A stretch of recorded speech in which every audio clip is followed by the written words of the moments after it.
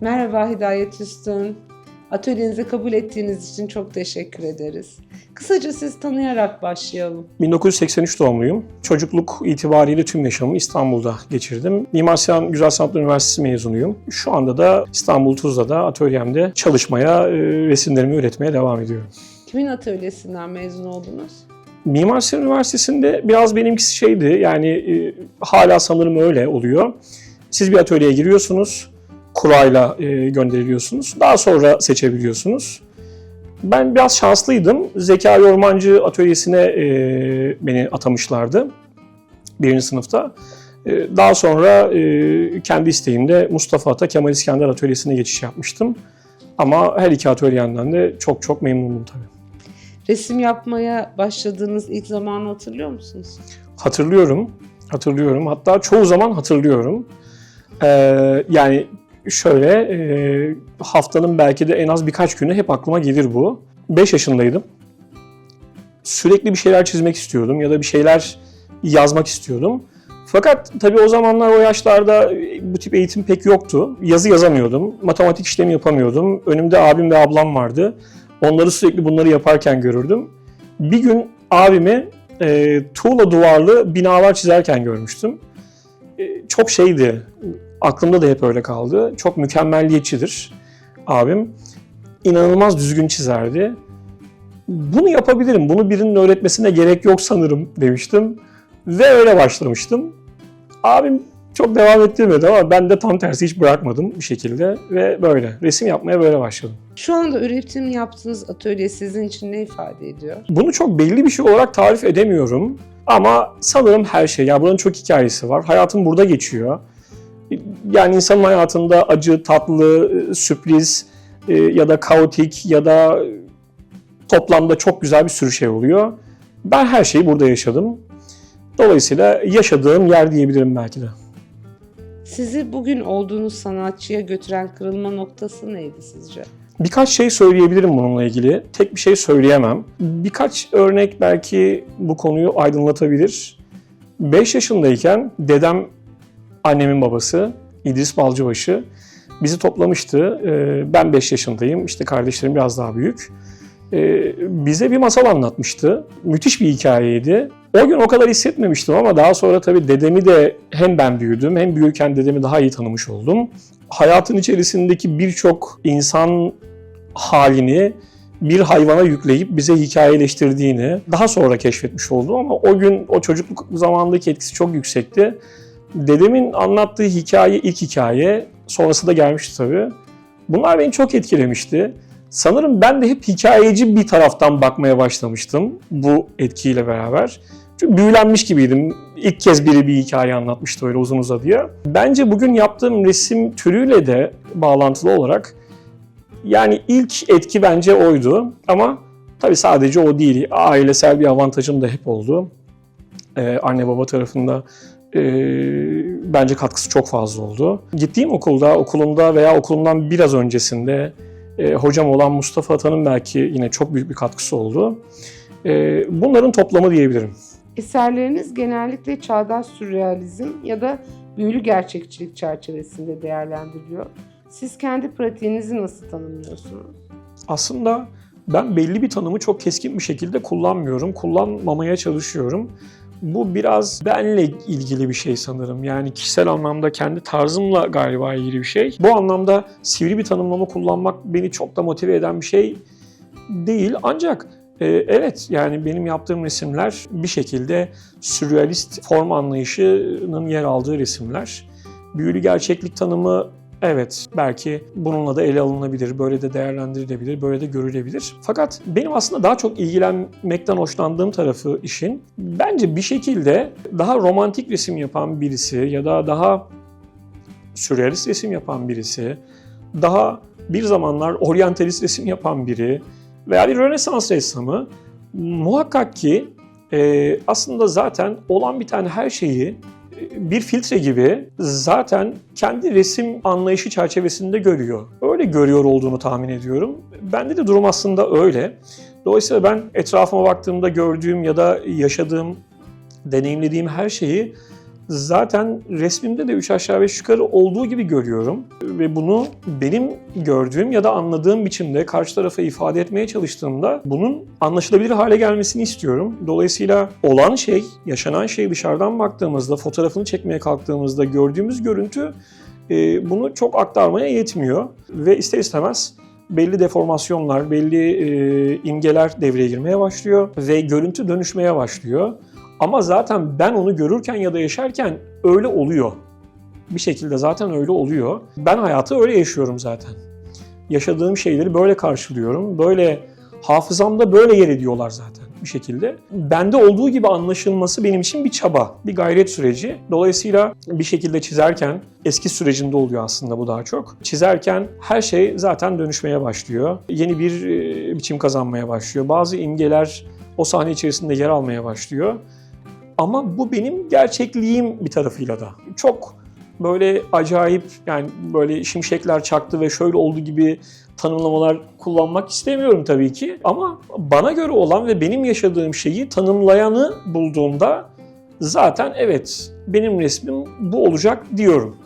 Yani aslında bu benim gerçekliğim. Ama bu tabii ki tarif etmeye kalksam beni etkileyen şeyi o sahneye ya da o hayattaki o yaşanan sürece dışarıdan bakıldığında benim yaptığım şey tanımlamak zorunda kaldığımızda biraz daha sürrealist kalıyor.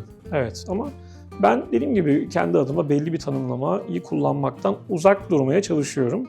Ama sürrealizmi seviyorum. Sürrealist ressamları genel olarak her zaman sevdim. Bazıları hatta benim için çok şey oldu. Sürekli dönüp dönüp baktığım sanatçılar oldu. Fakat dediğim gibi ben sadece aslında yapmak istediğim resim için ne yapmam gerektiğine odaklanıyorum.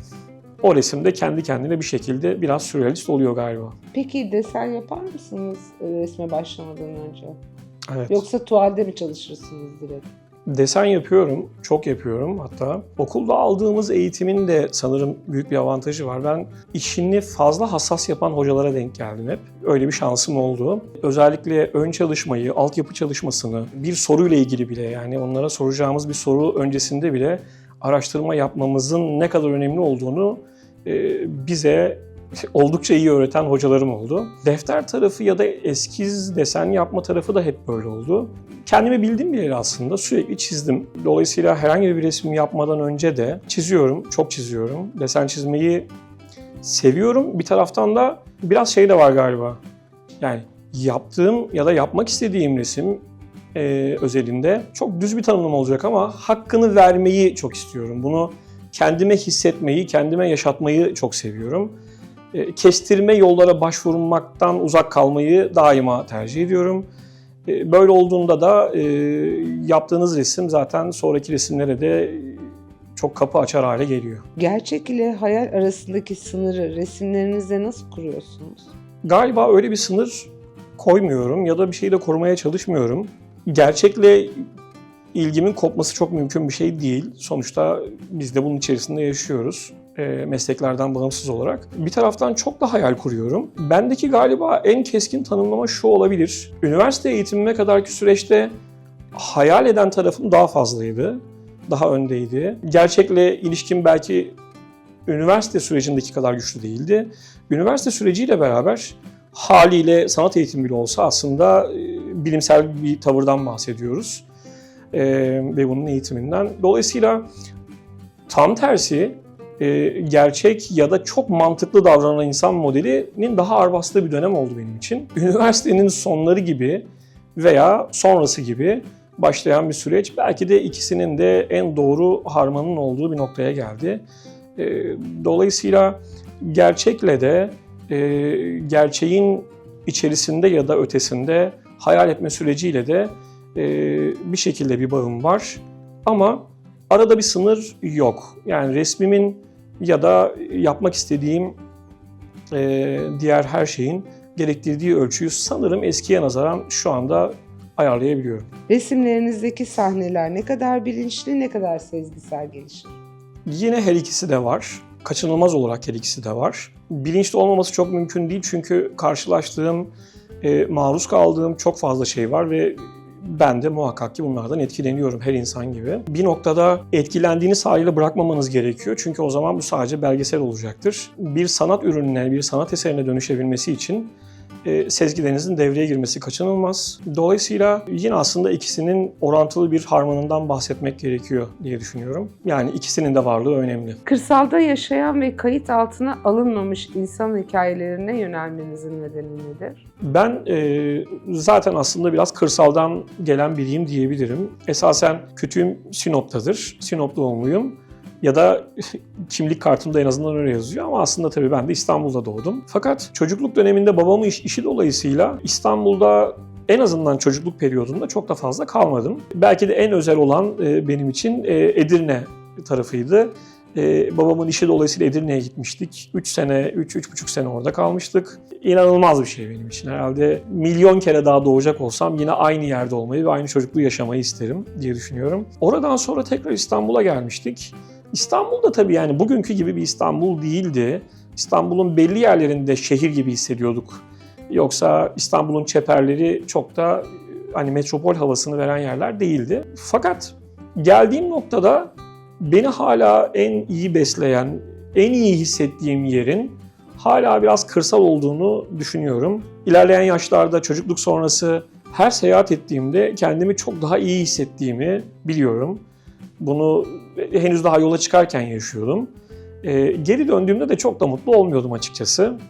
Tabii bizi buraya bağlayan şeyler var, birçok şey var bugün geldiğimiz noktada. Fakat kırsalın en büyük değeri galiba benim için orada çok fazla ezber bozucu şey var sanırım. Ve insanlar daha fazla hayatın kendisiyle ilgileniyorlar. Şehirde bu çok eleştirdiğim bir şey değil. Evet, eleştirilecek tarafları muhakkak var ama şunu söylemek istemiyorum. Yani işte şehirli insan birbiriyle iletişim kurmuyor, komşuluk işte kalmadı, şu kalmadı, bu kalmadı. Çok da demek istemiyorum. Çünkü burada yaşamak başka türlü çok da mümkün olmadığı bir noktaya geldik artık. Yani burada hayatta kalmanız için ve buranın ihtiyaçlarına cevap verebilir olmanız için bir de sorumluluklarınız varsa, bir aileniz, çoluğunuz, çocuğunuz varsa zaten hiçbir şeye çok da zamanınızın kalmadığı bir noktaya geliyorsunuz. İsteseniz de artık bazı şeyleri yapamıyorsunuz. Fakat kırsalda durum takdir edersiniz ki böyle değil. Hala her şeye rağmen birçok yerde öyle değil. Dolayısıyla gidip daha günün tamamında hayatın kendisiyle meşgul olan insanla karşılaşabiliyorsunuz ve inanılmaz ezber bozucu deneyimler karşınıza çıkabiliyor. Ya da bunlar beni çok buluyor veya benim de zaten gitme amacım bu olduğu için bir şekilde bununla karşılaşmam çok doğal hale geliyor. Beni çok besliyor ve dediğim gibi kendimi iyi hissediyorum. İnsan ve yaşam arasındaki ironiyi nasıl görüyorsunuz? İnsan ve yaşam arasındaki ironi galiba şey gibi, kendi içinde, tırnak içinde bir Luna Park gibi. Yani o kadar fazla şey var ki. Çok zengin bir şey çok zengin bir alan bence. İnsan ve insanın içinde yaşadığı, hatta kendi kendine bir şekilde var ettiği, yani var olduğu bir yaşam var, insanın içinde var olduğu bir yaşam var, evet, ama kendi müdahalesiyle başlayan süreç sanırım tam bir ironi cenneti. Daha birkaç gün önce hatta misafirlerle konuşuyorduk. Atölyede birkaç arkadaşım vardı, onlarla konuşuyorduk. O gün konuştuğumuz konu özelinde de örnekleyebilirim. Eğitimden bahsediyorduk. Çok büyük beklentilerimizin olduğu, çok fazla anlamlı olduğunu düşündüğümüz ve inandığımız eğitim, okul eğitimi ve öğretmenlerimizden bahsediyorduk. Sonra tabii iş ister istemez daha gerçek noktalara gelmeye başlayınca, yani şimdi öğretmenler konuşurken bunu söylüyoruz, yani bizim için çok kutsallar, çok değerliler. Öğretmen dediğimizde ya da okul dediğimizde akan suların durduğu bir nokta var hep beraber bir araya geldiğimizde. Fakat ya öğretmenlerin yaşadığımız şehirde mevcut kazançlarıyla yaşaması acaba ne kadar mümkün? Çok zor şartlarda yaşamaya çalışan birinin çok güzel şartlarda yaşayacak insanları yetiştirmesini bekliyoruz. Dolayısıyla çok acı çeken birinden çok mutlu varlıklar üretmesini istiyoruz ve hayal ediyoruz. Birçok şey için söyleyebilirim bunu. Yani ironinin olmadığı bir yer sanırım bulmak günümüzde çok da mümkün değil. Felsefe, psikoloji, sanat tarihi ve edebiyat üretiminizi nasıl besliyor? Felsefe okumuşluğum çok oldu. Öğrencilik dönemi belki daha, yani üniversite öğrenciliğim dönemi belki biraz daha şeydi bu anlamda. Benim adıma daha güçlü bir süreçti, sağlam bir süreçti. Fakat lise yıllarından itibaren ufak ufak başlamıştı felsefeye ilgim. Bir taraftan da sanat eğitimi alan bir öğrencinin zaten felsefeyle ilgilenmemesi çok da yani öngörülebilir bir şey değil. Bu anlamda bana da özel bir şey değil. Felsefe benim için aslında düşündüğüm, araştırdığım, gözlemlediğim bir şekilde entelektüel olarak içerisinde yaşadığım alanın büyüklüğünü belirlemede çok büyük katkı sağlıyor. Yani daha büyük bir dünyada, daha büyük bir belki oyun alanında hareket etme olanağı sağlıyor diye tanımlayabilirim. Psikoloji birçok şeyi anlamlandırmak için, anlamak için, soru sormak için, cevap aramak için olmazsa olmaz gibi. Dolayısıyla psikolojiyle ilgili okumalarım da sıkça olmuştu. Özellikle öğrencilik döneminde. Günümüzde belki de çok fazla fırsat olmuyor. Çok fazla meşguliyet var ya da sorumluluk var haliyle. Fakat bulduğum bütün kaçamaklarda en çok keyif aldığım şey kısa kısa zamanlar da olsa okumaya devam etmek oluyor. Edebiyat belki bunların toplamında edebiyatı şöyle tanımlayabilirim. Tüm bunların daha estetik bir biçimde gerçekleşmesini sağlayan yerde galiba edebiyatın katkısı var. Ben bunların hepsini bir şekilde zaten yapardım. Herkes gibi. Herkes de bunların hepsini bir şekilde belli oranda zaten yapar ama tüm bunlara sahip olduğumuzda galiba işler başka bir boyuta evriliyor. Dolayısıyla muazzam bir katkısı var bence. Siz yağlı boya, litografi, sulu boya hemen hemen birçok tekniği de deniyorsunuz. İfade açısından yağlı boya ve litografi arasında nasıl bir fark oluyor? Benzerliğin olduğu taraf benim için çok daha değerli. Ben yağlı boya kullanmayı öğrencilik dönemimde litografi atölyesinde öğrendim. Yani aslında yağlı boyanın kendisini kullanmadığım alanda öğrendim. Çünkü litografinin mantığı kat kat uygulamadır. Katman katman çalışırsınız ve aslında hazırladığınız eskiz için bütün katları renk renk ya da ton ton planlamanız gerekiyor. Ve bir sonraki adımı düşünmeden bir önceki adımı gerçekleştirmemeniz gerekiyor. Bu çok konforlu bir şey değil aslında kendi içinde. Fakat daha iyi odaklanmanızı da sağlayan bir şey. Çünkü daha iyi odaklanmazsanız muhtemelen başarısız bir süreç olacak. Litografinin insanı, daha doğrusu sanatçıyı daha güçlü koşullayan böyle bir tarafı var. Bir anlamda sizi sınırlandırıyor. Bence bu anlamda sınırlandırılmış olmak iyi bir şey, katkı sağlayan bir şey. Çünkü sizi tek bir yere odaklayıp aslında o tek noktada çok olanı üretmenizi de sağlıyor kendi içinde. Bir şekilde o konsantrasyon bozukluğuna girmiyorsunuz. Çünkü girdiğinizde ne olacağını biliyorsunuz. Litografi bu tarafıyla çok zor bir teknik. Belki de çok minik bir hatanın bile her şeyi batırabileceği, mahvedebileceği bir teknik. Biraz ben heykel yontmaya benzetiyorum. Daha doğrusu taştan, mermerden heykel yontmaya benzetiyorum. Litografi de öyle. Yani tamiri çok mümkün değil.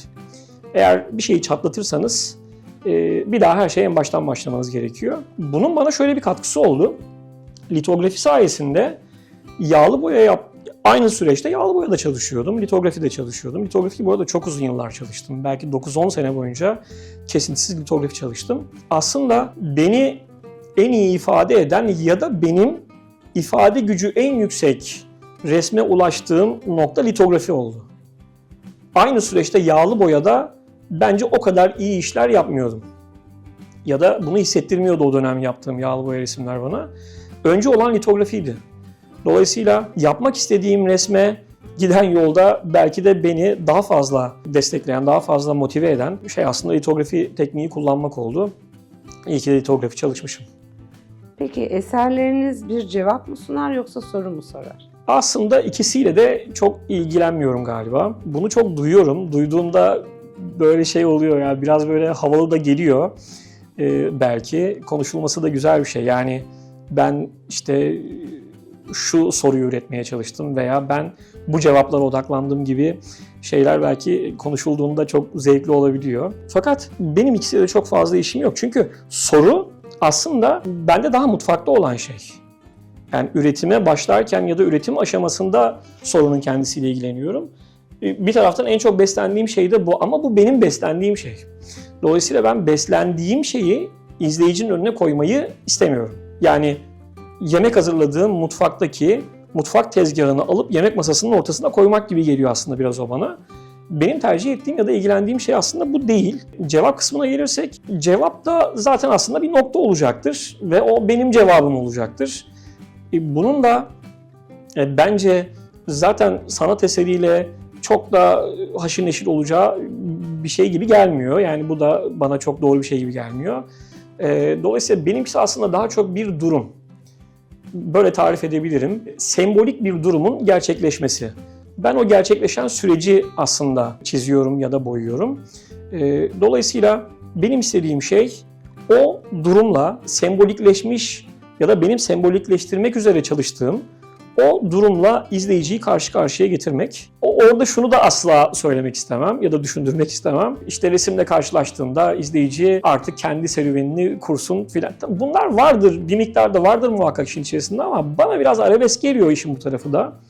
Çünkü muhakkak benim mesele ettiğim bir şey var. Sonuçta ben de bir tercihte bulunuyorum. Fakat ya tercih dediğim şey tabii bu arada yani resimde kullandığım figürse figür, işte nesnelerse nesneler ya da bazı imgeler.